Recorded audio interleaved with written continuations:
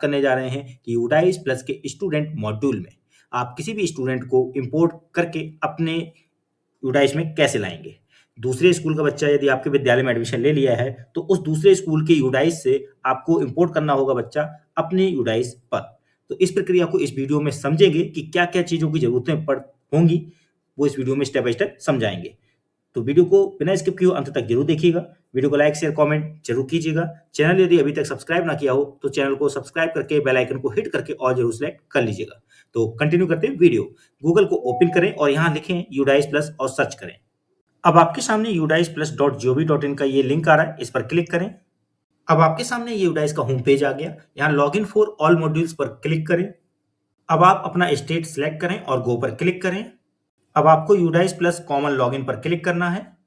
अब आपके सामने साइन इन का ये पेज आएगा जहां आपको अपना यूजर नेम में यूडाइस कोड, अपना पासवर्ड और कैप्चा को यहाँ नीचे डालकर आपको साइन इन पर क्लिक करना है।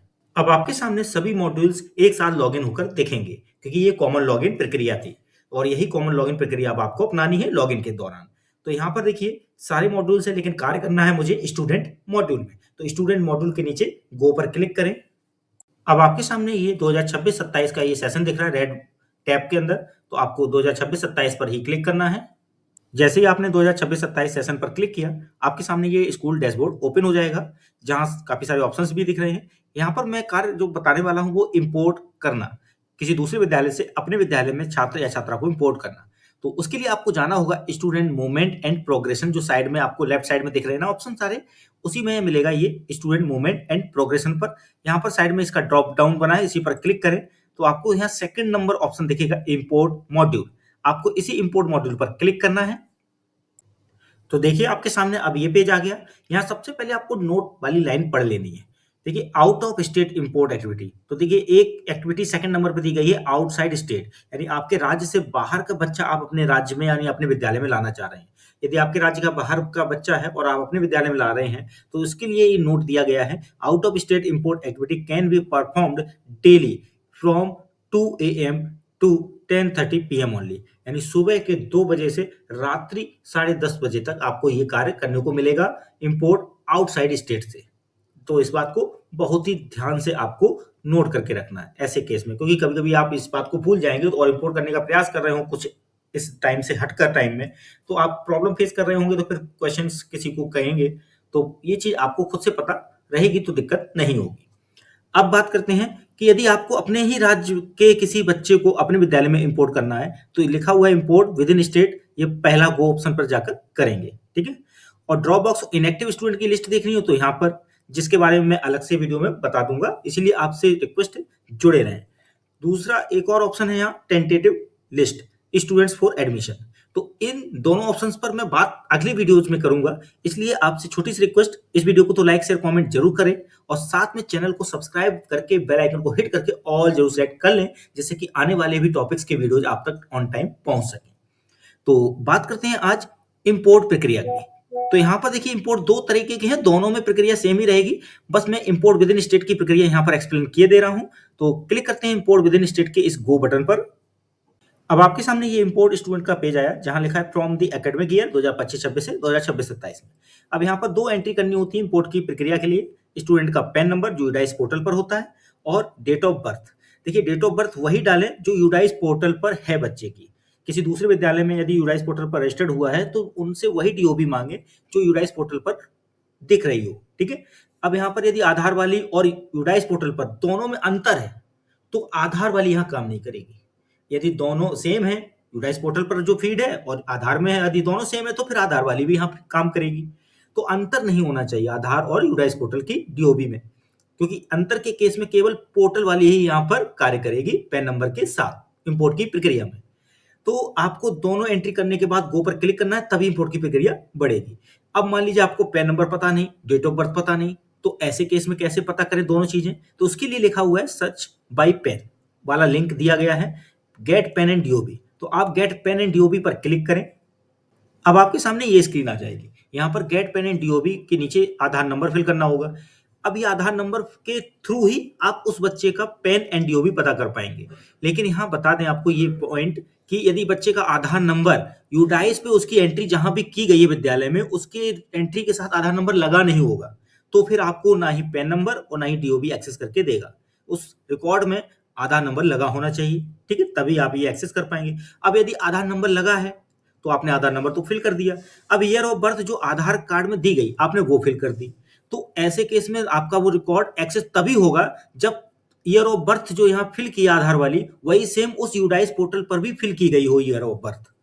ठीक है, ध्यान रखिएगा, यानी आधार नंबर भी बच्चे के रिकॉर्ड के साथ यूडाइस पोर्टल पर लगाया गया हो और ईयर ऑफ बर्थ भी जो आधार में दी गई हो वही उसकी यूडाइस पोर्टल पर भी फीड की गई हो। तब ये दोनों एंट्री करने पर सर्च करते ही आपको स्टूडेंट का पैन एंड डीओ भी पता चल जाएगा।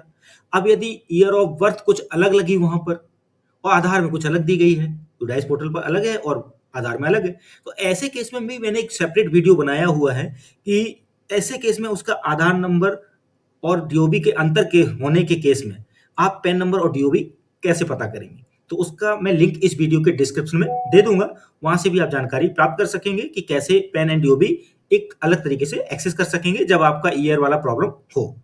तो यहाँ पर आप दोनों डिटेल्स फिल कर देंगे, उसके बाद आपको पैन एंड डीओबी मिल जाएगा और इसके बाद आपको यहाँ पर दोनों चीजें फिल करनी है और गो पर क्लिक करना है।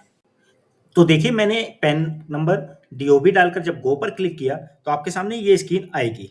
यहाँ पर आपको दिख रहा है सबसे ऊपर student status, drop box, end session, due to progression या टीसी, एक्टिव फॉर इंपोर्ट या स्टेटस नॉट नो।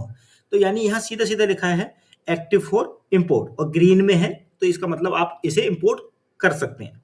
ठीक है, अब यहाँ पर बात ये आती है, यदि ड्रॉप बॉक्स वाली ये लाइन लिखी हुई है और एक्टिव फॉर इंपोर्ट वाली लिखी हुई है, ये ग्रीन में है, रेड में कब होती है, जब बच्चा किसी विद्यालय में एक्टिव है और वो ड्रॉप बॉक्स में नहीं है, तो वहां पर साफ साफ एक्टिव स्टूडेंट लिखकर आएगा और रेड कलर में मेंशन भी करेंगे कि this student can't be import.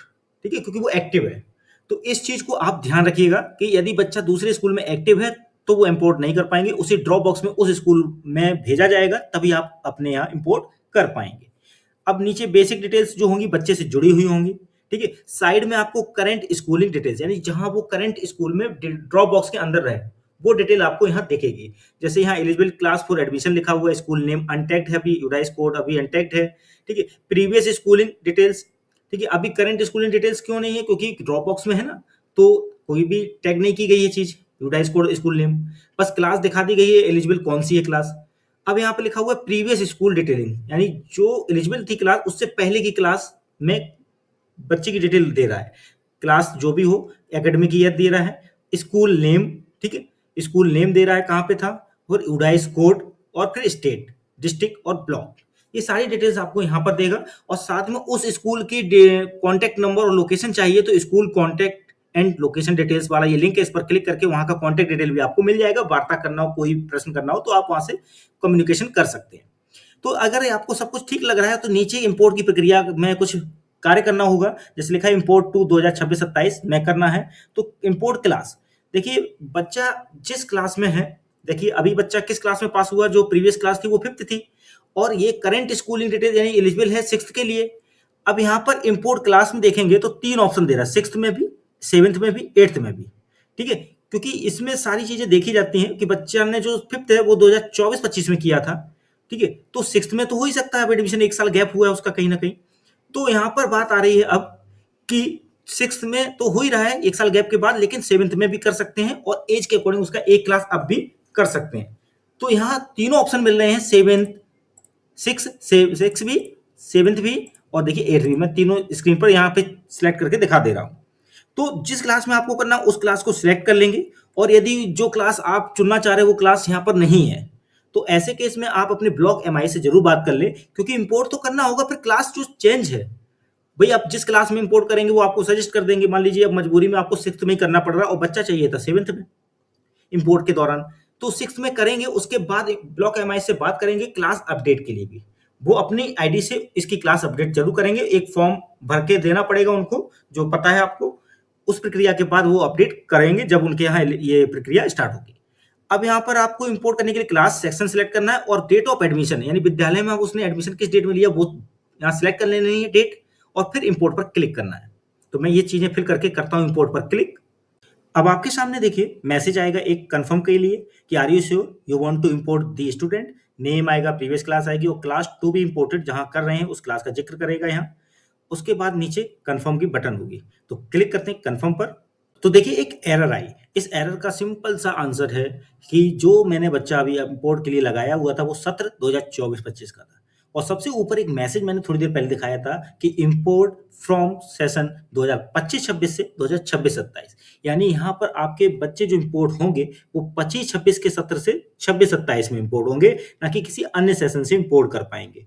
तो यहाँ ये बहुत ही महत्वपूर्ण पॉइंट भी आपको ध्यान में रखना है, किसी अन्य सेशन यानी 2025-26 के अलावा अन्य सेशन से बच्चों को अभी इंपोर्ट आप नहीं कर पा रहे हैं यहाँ। तो ये प्रॉब्लम होगी। ऐसे केस में आपको ब्लॉक या डिस्ट्रिक्ट एमआईएस से कांटेक्ट करना पड़ेगा। तो इसलिए आप ध्यान रखेंगे इस चीज़ का कि 2025-26 में जो बच्चे स्टडी कर रहे हैं उस समय ड्रॉप बॉक्स में गए, उनको इंपोर्ट कर पाएंगे। क्लियर हुई इस एरर का आंसर? तो यहाँ मैंने आपको इंपोर्ट की प्रक्रिया बता दी विद एक एरर के साथ। यदि आप पुराने सत्रों से मतलब कि लास्ट सेशन के अलावा और भी ओल्ड सेशन लेते हैं तो उनसे इंपोर्ट अभी नहीं हो पाएगा, केवल लास्ट के सेशन से ही आप इंपोर्ट कर पाएंगे, यानी 2025-26 से इंपोर्ट की प्रक्रिया हो पाएगी। तो आपको बस ये डिटेल्स यहाँ नीचे फिल करके इंपोर्ट कर देना होगा उस केस में। ठीक है, यदि लास्ट सेशन से पीछे के सेशन होगा तो आप इंपोर्ट नहीं कर पाएंगे, एरर जो दिखी थी वही आएगी। तो ऐसे में ब्लॉक और डिस्ट्रिक्ट एमआई से कॉन्टेक्ट करना होगा। तो ये वीडियो अच्छा लगा हो